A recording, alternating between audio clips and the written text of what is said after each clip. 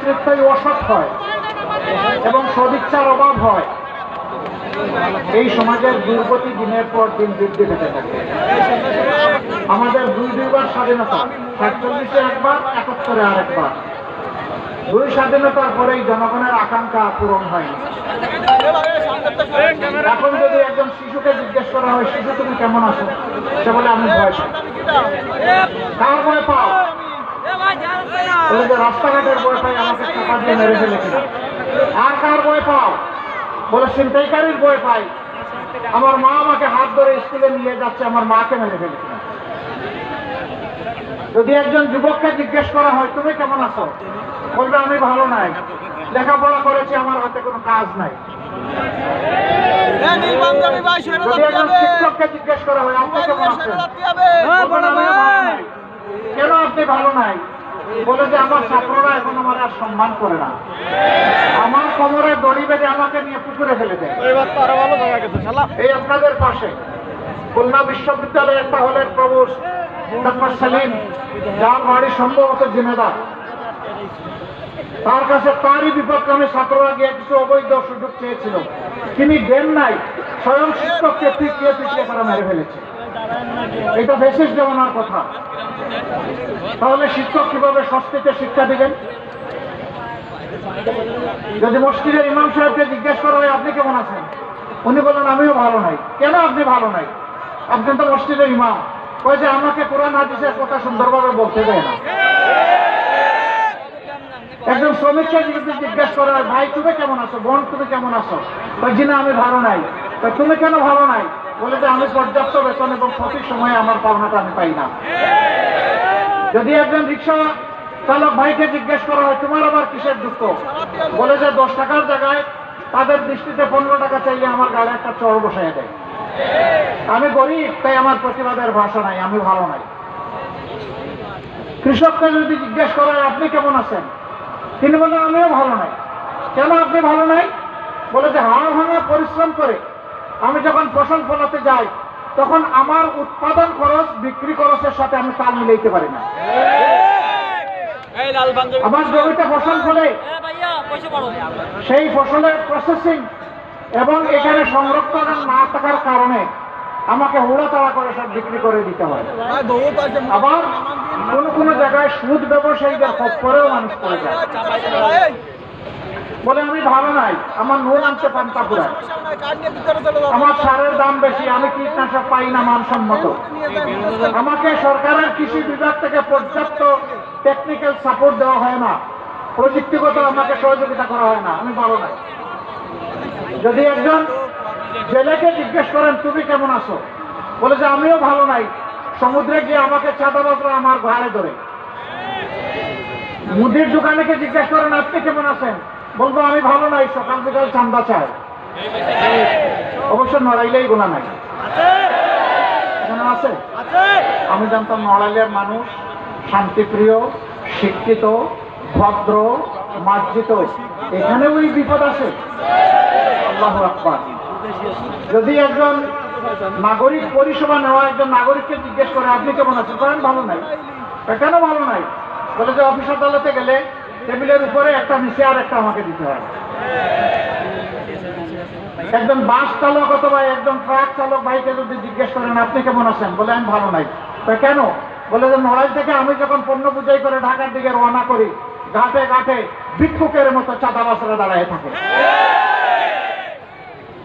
অনেক সময় চাঁদা দিতে অস্বীকার করলে আমার জীবনের উপর অথবা আমার যানবাহনের জীবনের উপর কিয়ামত নেমে আসে। আমি ভালো নেই। এইভাবে সমাজের সকল মানুষকে জিজ্ঞেস করলে বলে আমি ভালো নেই। স্বাধীনতার 54 বছর হয়ে গেল, এখনো কেন আমাদেরকে শুনতে হয় আমি ভালো নেই? আমার সামনে সাংবাদিকরা দাঁড়িয়ে আছেন, যদি নীরবে নিয়ে জিজ্ঞেস করা হয় আপনি কেমন আছেন, বলে আমি ভালো নেই। কেন আপনি ভালো নেই? বলে যে আমি আমার বিপদ দিয়ে যা তুলে আনতে চাই মিডিয়া সেটা আমাকে তুলে আনতে দেওয়া হয় না, আমাকে হুমকি দেওয়া হয়, ধমকি দেওয়া হয়, সত্য খবর ছাপার জন্য আমার জীবনের উপরে অভিশাপ নেমে আসে, আমি ভালো নেই। সুতরাং সমাজে এখন বলতে গেলে কেউ ভালো নেই। এই ভালোর জায়গাটা কে তৈরি করবে? এই ভালোর জায়গাটা সেই তৈরি করবে যার সমাজের প্রতি দরদ, দায় এবং ভালোবাসা। যে সমাজের উপর জুলুম করে সেইটা পারবে না। যে কথা বলতে গেলে মিথ্যা কথা বলে, ওয়াদা করলে মানুষের সাথে ওয়াদা ভঙ্গ করে, আমানত রাখলে খেয়ানত করে, এবং রাজনীতিকে যারা ব্যবসার পণ্য মনে করে, এরা জীবনেও বাংলাদেশ গড়ে দিতে পারবে না। এই সব বঞ্চনা নিয়েই 24 সালের জুলাই মাস আমাদের গর্বের সন্তানেরা তারা বিস্ফোরিত হয়েছিল। প্রথম বিস্ফোরণটা ঘটে ঢাকা বিশ্ববিদ্যালয়ে জুলাই মাসের 15 তারিখ। সেদিন আমাদের কলিজার টুকরা ছাত্রী আমাদের মেয়েদের গায়ে হাত দেওয়া হয়েছিল, লাঠি এবং মুগর পেটা করা হয়েছিল। ওই রাতেই আল্লাহর মেহেরবানিতে সারা বাংলাদেশ জ্বলে উঠেছিল। এখান থেকে আন্দোলন শক্তি পেয়েছিল তাদের। এর পরের দিন 16 তারিখ উত্তরবঙ্গের গুরুত্বপূর্ণ শিক্ষা প্রতিষ্ঠান বেগম রোকেয়া বিশ্ববিদ্যালয়ের মেধাবী ছাত্র, বীর মায়ের সন্তান আবু সাইদ রাস্তায় নেমে বলেছিল, হয় আমাকে অধিকার দে, না হয় আমাকে একটা গুলি দে। সে ডানা মেলে বলেছিল, বুকের ভিতরে তুমুল ঝড়, বুক পেতেছি গুলি তো। তার আস্থা ছিল তাকে কেউ গুলি করবে না, সে তার অধিকার পাবে। কিন্তু না, 1, 2, 3 তার বুকে 3টা গুলি ছোড়া হলো। সেই ছেলেটা সেদিন কিন্তু পিঠে কোনো গুলি নেয় নাই, বুকে গুলি নিয়েছে।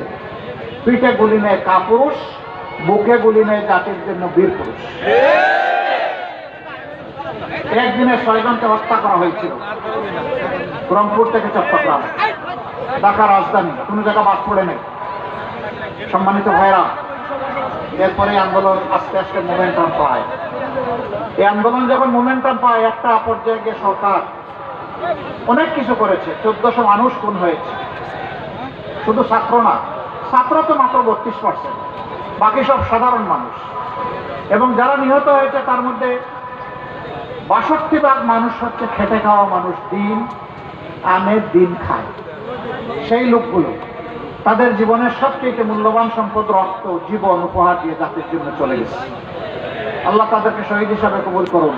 আমরা তাদের কাছে চির কৃতজ্ঞ। এই বাংলাদেশ এখন একটা স্বস্তির নিঃশ্বাস চায়, আর পুরানা রাজনীতি ফিরে যেতে চায় না। এই পুরানা রাজনীতি বাংলাদেশকে আগাইতে দেয় নাই,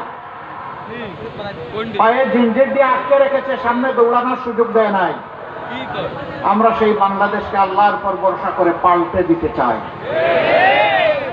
এই সুযোগই আগামী 12 তারিখ গণভোটের মাধ্যমে পুরানা বন্দোবস্ত রাজনীতির যা আছে এটাকে বলা হবে তুমি না, বিদায় নাও, এবং নতুন রাজনীতিকে বলা হবে হ্যাঁ।